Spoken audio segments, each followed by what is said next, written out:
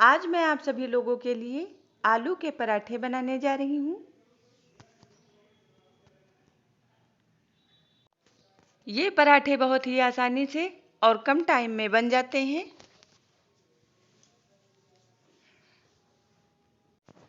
तो पराठे बनाने के लिए मैंने लिया है गेहूं का आटा और आटे को मैंने पहले ही छान कर रख लिया है।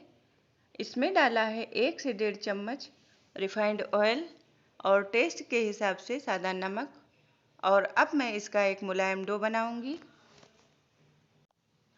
तो आटे का डो लगकर तैयार है और अब मैं लगाऊंगी हाथों में रिफाइंड ऑयल या घी और इस आटे पर लगा दूंगी। इससे आटा सूखेगा नहीं। तो पैन को मैंने रख दिया है गरम होने के लिए और डाला है 1 से 2 चम्मच रिफाइंड ऑयल तड़के के लिए। अब तेल गरम होने के बाद मैं इसमें डालूंगी जीरा। फ्लेम को मैंने मीडियम से थोड़ा स्लो किया है और अब डाली है कटी हुई प्याज। इसे चलाऊंगी। अब प्याज को 1-2 मिनट चलाने के बाद मैं इसमें डालूंगी कुटी हुई लाल मिर्च टेस्ट के हिसाब से, कद्दूकस की हुई अदरक। इसको मैं इसी में मिक्स करूंगी। अब इसे मिक्स करने के बाद मैं इसमें डालूंगी आधा चम्मच काश्मीरी लाल मिर्च। इसे भी मैं इसी में मिक्स करूंगी। अब इसे मिक्स करने के बाद मैं इसमें डालूंगी मैश किए हुए उबले आलू। इनको मिक्स करूंगी। अब मैंने डाला है 1 चम्मच आमचूर पाउडर, टेस्ट के हिसाब से सादा नमक और अच्छी तरह से मैं इसे मसालों के साथ में 2-3 मिनट के लिए मिक्स करते हुए फ्राई करूंगी। थोड़ी सी कुटी मिर्ची मैंने और डाली है और डाली है हरी मिर्च कटी हुई। अब मैंने इसमें डाली है कटी हुई हरी धनिया, भुना हुआ धनिया जीरा पाउडर और अब मैं इसे मिक्स करते हुए 2 मिनट के लिए और चलाऊंगी।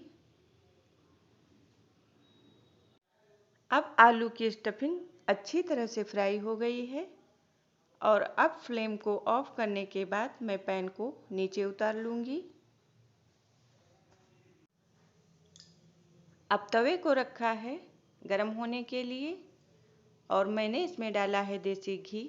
अब घी गरम होने के बाद मैं इसे इस चीनी के बर्तन में पलट लूंगी और 1 चमचा डाला है रिफाइंड ऑयल। अब मैंने लिया है आटा जिसे मैंने अभी सान कर रखा है और अब मैं इसके बनाऊंगी लोई। आप अपनी पसंद के हिसाब से पराठे की लोई बना सकते हैं।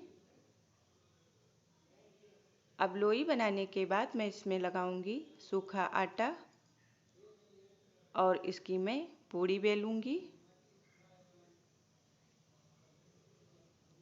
अब इसी तरह से मैं सभी पूड़ियाँ बेल लूंगी।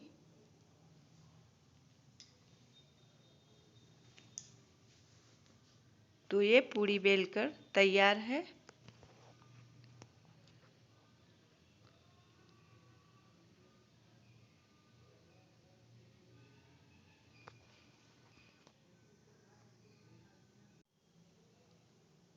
तो आलू की स्टफिंग ठंडी हो गई है और अब मैं इसे डालूंगी इस पूड़ी पर।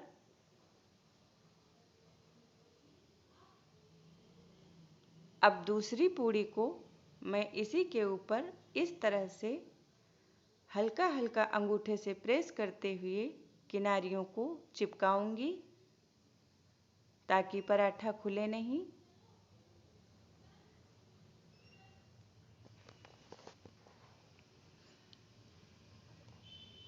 और इसी तरह से मैं दूसरे पराठे भी बनाऊंगी।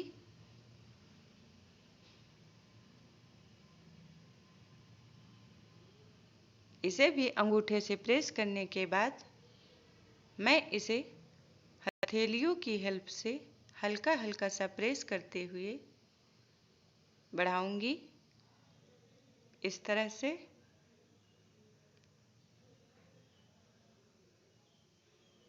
और अब मैं इसका बेलूंगी पराठा। पराठे को हमें हल्के हाथों से बेलना है। तो ये पराठा बेलकर तैयार है।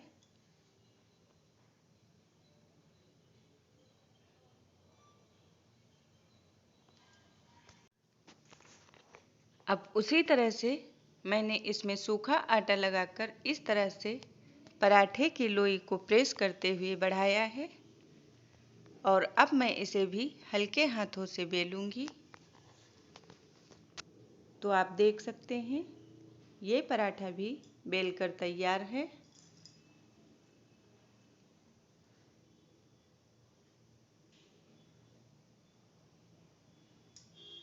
और अब मैंने तवे को रख दिया है गरम होने के लिए। फ्लेम को मैंने मीडियम से थोड़ा स्लो किया है। अब इसका एक तरफ से कलर चेंज होने के बाद दूसरी तरफ पलट दिया है। और अब मैं इसमें लगाऊंगी मिक्स किया हुआ घी। और चारों तरफ से मैं इसे फैलाऊंगी। अब इसे पलटने के बाद मैं दूसरी तरफ भी लगाऊंगी देसी घी, जिसे मैंने अभी मिक्स करके रखा है। फ्लेम को मैंने मीडियम से थोड़ा स्लो किया है। और अब मैं इसे चिमटे की हेल्प से इस तरह से किनारी को प्रेस करते हुए सेकूंगी, ताकि पराठा बीच में जले नहीं।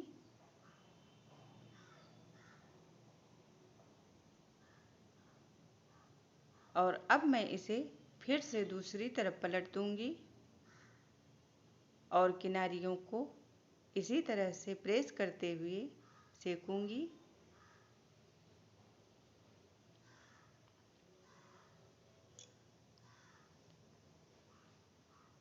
और अब आप देख सकते हैं कि ये पराठा सेक कर तैयार है।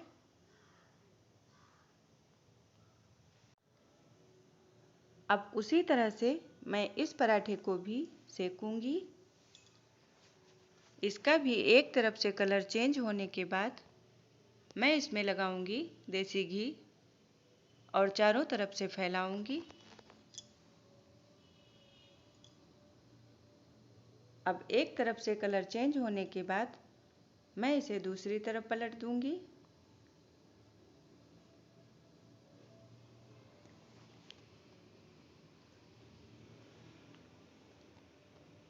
आप पराठे सेकने के बाद एक प्लेट में कटोरी रखकर पराठों को रखें।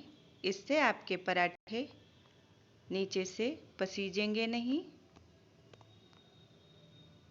तो इस पराठे में भी मैंने लगाया है घी। और अब मैं इसे दूसरी तरफ पलट दूंगी।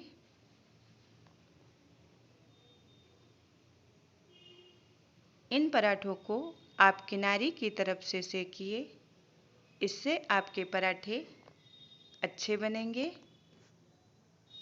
तो ये पराठा भी सेक कर तैयार है। और अब मैं इसे भी नीचे उतार लूँगी।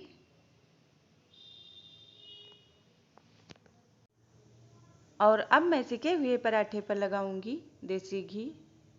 अगर आप चाहें तो आप भी देसी घी लगाकर पराठों को खा सकते हैं। और देसी घी की जगह आप बटर भी ले सकते हैं।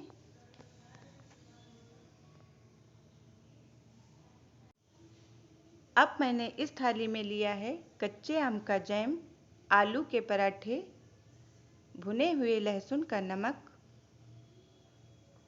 और लिया है दही।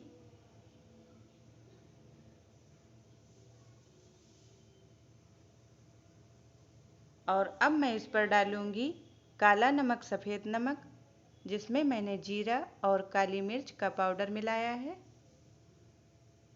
और अब डाली है कलर के लिए काश्मीरी लाल मिर्च। और अब आप देख सकते हैं कि पराठों में स्टफिंग चारों तरफ से कितनी अच्छी फैली है। आप भी इन पराठों को एक बार इस तरह से बनाकर ज़रूर ट्राई करें। तो आप सभी लोगों के लिए सलाद और तरबूज के साथ में थाली लगकर तैयार है। आप इन पराठों में चाहें तो हल्का सा गरम मसाला भी डाल सकते हैं। अगर आप सभी लोगों को मेरी ये रेसिपी पसंद आए तो लाइक करें, कमेंट करें, मेरे चैनल को सब्सक्राइब करें और बेल आइकन को प्रेस करना बिल्कुल ना भूलें।